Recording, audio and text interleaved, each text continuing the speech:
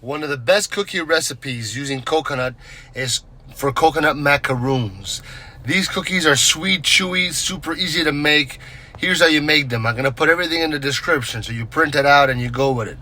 Ingredients: 2 to 2/3 cups of shredded coconuts, 2/3 cup of sugar, a 1/4 cup of all-purpose flour, a 1/4 teaspoon of salt, 2 egg whites, a teaspoon of vanilla extract.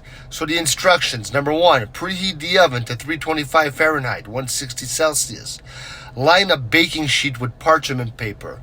Number 2, in a large bowl, mix the shredded coconut, sugar, flour, and salt together. Number 3, in another bowl, whisk the egg whites and the vanilla until frothy.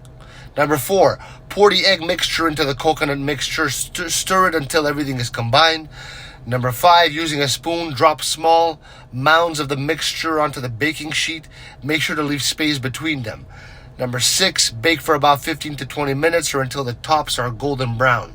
Number 7, let the cookies cool on a baking sheet for a few minutes, then transfer them to a wire rack. These coconut macaroons are perfect for snacks, parties, or sharing with friends.